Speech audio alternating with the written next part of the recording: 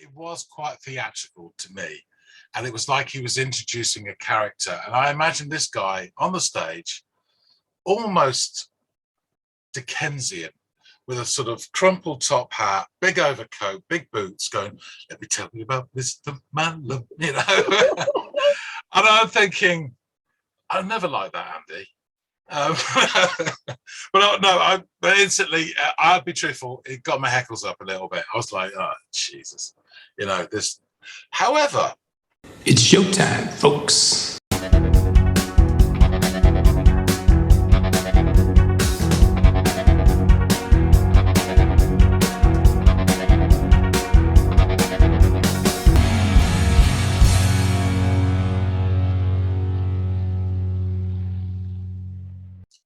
Hey, everybody, and welcome to another episode of Into the Music. My name is Juan, and over there is my compadre, Comrade Andy. Andy, how you doing? It's Andres, and I'm doing excellent. Gotta stick with the motif, man. Yeah, I'm doing good. How are you doing? Yeah. I'm doing splendidly well. Thank you for asking. Excellent. So the word of the commune is that while we were washing our socks and straining our lentils, is that you have another workers' anthem for me. Yep. Just another Thursday at the commune. Yeah. I got a tune for you. This one, I'm going out on a limb with you a bit because I know your safe spaces and what you like and what you don't like, and I think I might be testing the limits with that. But I'm gonna go out on a limb and try, and I'm gonna offer you up a band that I'm really just a huge mark for. They're one of my favorite bands. They've appeared on this channel some time ago before I was ever on it, when I was just a guy on Ko-fi with some song requests and an enjoyment for the channel. So this is a band called The Deer Hunter. The song is called Mr. Malum. Okay, yeah, I don't know The Deer Hunter. I know you've spoken with me about them before. I will say what a wise man once said. I know what I know, but I don't know what I don't know. So, let's roll the dice. All right, let's see what happens. Go give it a listen, come back, and give me your honest, uncut opinion, sir.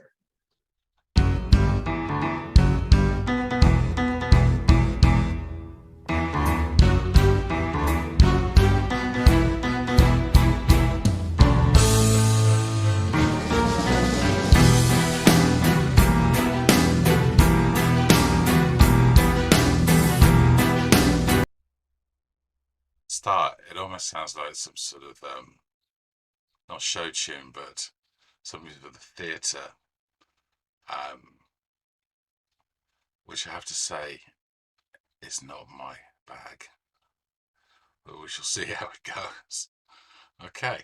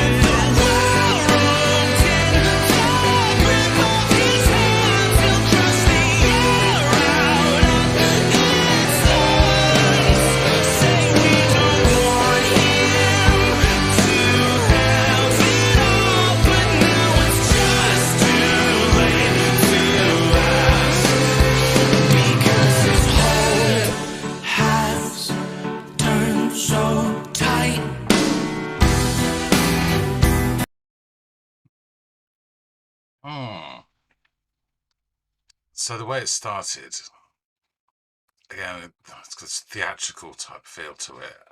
Very interesting musicality to it. The way he sings, you can almost imagine that he's introducing a character to the show. Um, it's almost like there's a certain acting level to his voice and the way he sings it, which is very effective. And as I say, that sort of thing is just not my bag at all. You know, there's nothing wrong with it. It just doesn't do anything for me. But then it went into the chorus, and then he's singing full belt, and he sounds fantastic. He's a great voice.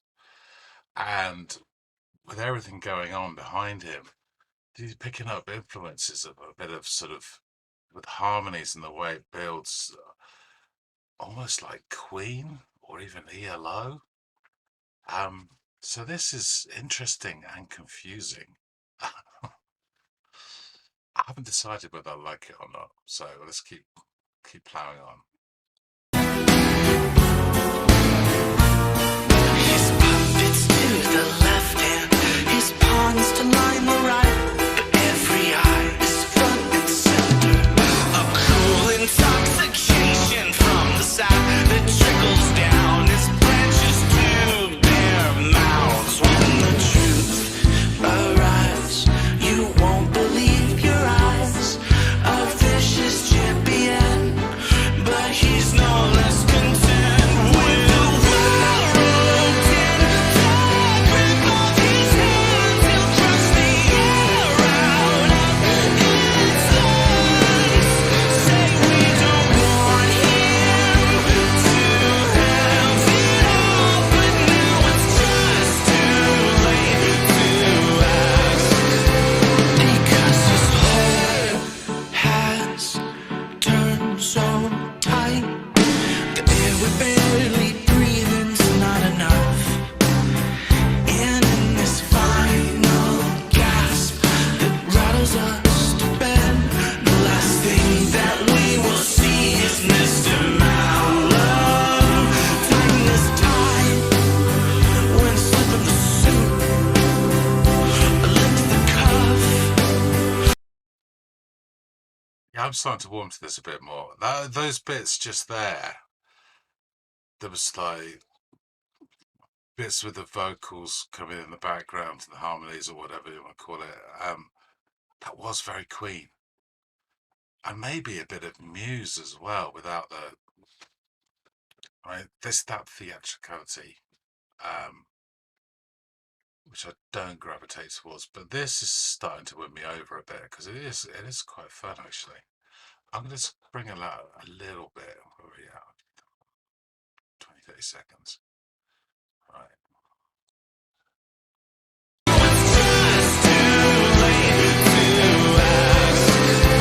Because his hold has turned so tight. The air we're barely breathing's not enough.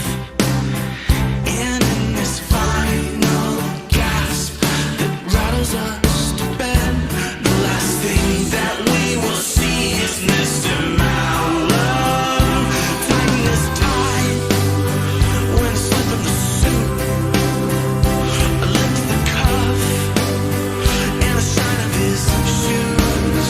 But when the truth arrived, you didn't trust your eyes.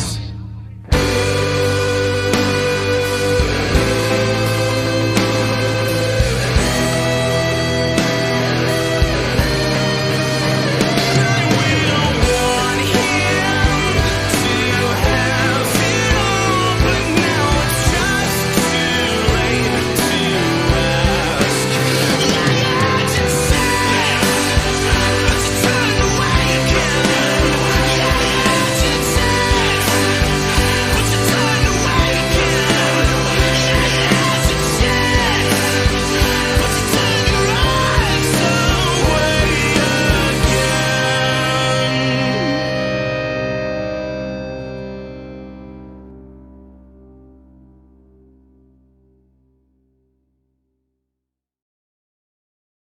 Okay.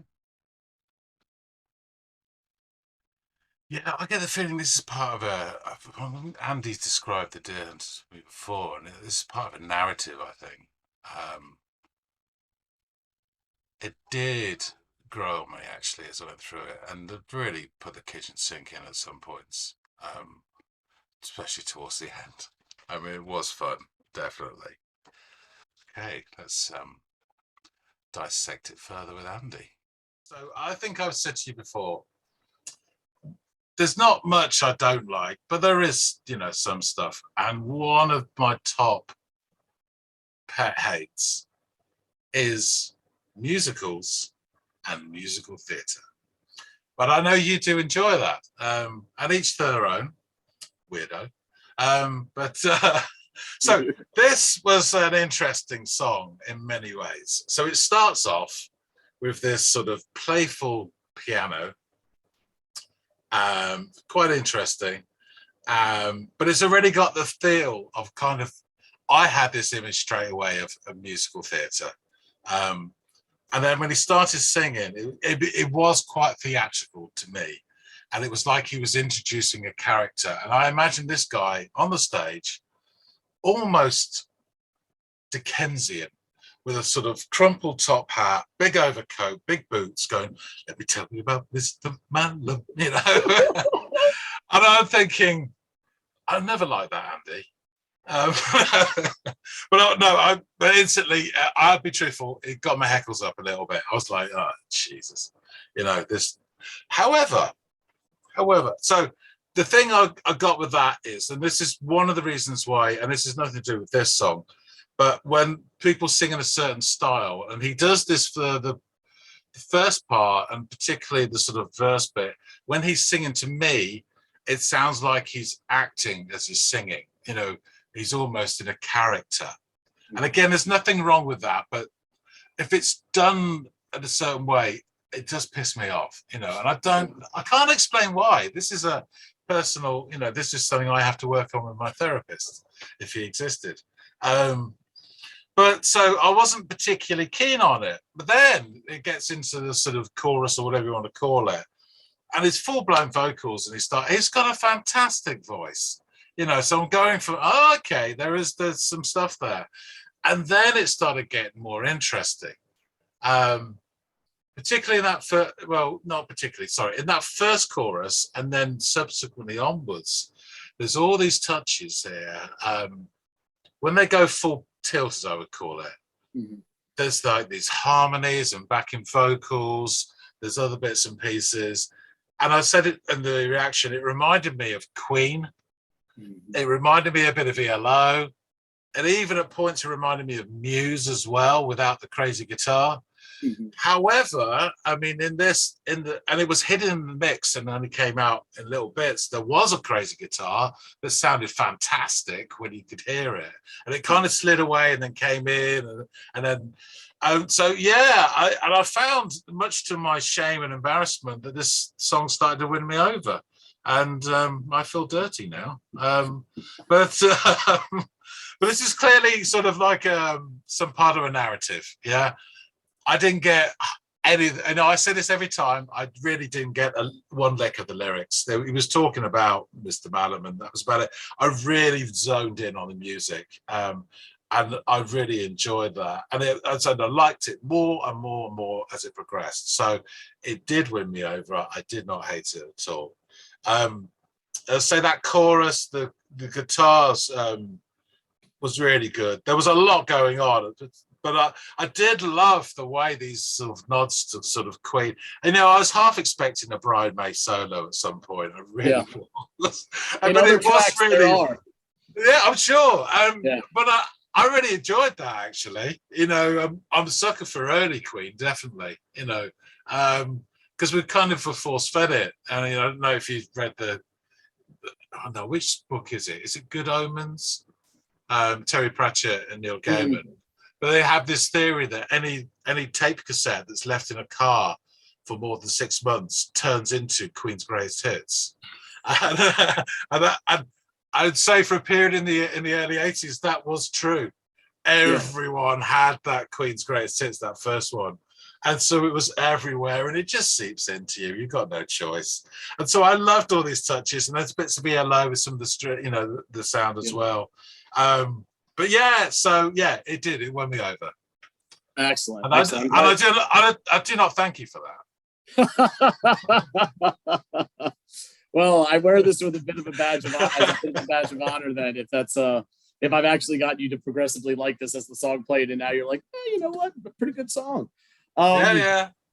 Well, good. I'm glad. They are wickedly talented people. Like this band and the guy behind it, the main sort of composer behind everything, Casey Crescenzo, is a really, really smart guy and grew up in a very musical household with a musical background. So it's kind of born and raised to kind of do this, I think. But yeah, it's so funny you say Queen, because every time I put this band on or my dad references them, he always says, "Oh, that Queen band. Oh yeah, the guys that sound like Queen." And I'm like, yeah, I suppose, like, if that's, and they do. I realize that the comparisons are there, but to me that there's other elements to them. But there are certain songs where you're like, oh my gosh, this is so. And when you think Freddie Mercury's like distinctive voice, and then you hear Casey's voice, you're like, oh, this is a like theatrically powerful, like it's an instrument almost. So yeah, guy's got some pipes on him for sure. Yeah. This song is off of like this concept where there are these EPs, and we've done a couple, I think, off these before, where it's the color spectrum. So from like black to white, and then Roy G. Biv in between, each one of those colors is represented as an EP that are then collectively put into this huge like album, CD, double album that went out. So this is off the Violet EP. So it's supposed to have kind of like these bright produced sounds. Like Violet's not a primary color, it's a produced color. Violet's a bright ambient color. The sounds are going for that. So it's all like what he thinks or what might naturally be the best sound to fit a visual, like a color. So that's the goal of this. So it's not really a story. It's just each of these songs can be a story, but the motif is fit the color. And this song is sort of a story of itself, where it's about this character, Mr. Malum, which is like an eponym for like evil or bad, like all coming from like mal, which, what is that, Latin? So that is the derivation of the guy's name, the character's name. And it's really just about like corporate greed meeting politics and the grip that it has on society and what gets done or what doesn't get done in the name of sort of his greed, and how we allow it to happen in essence. Yeah, I kind of got that feel from the song that it was, I mean, I pictured a Dickensian villain, but yeah, that's sort of the same thing, Well, the part that I guess it's timeless, if you got some industrialized villain or some modern corporate villain, it's the same character, really, isn't it? Yeah.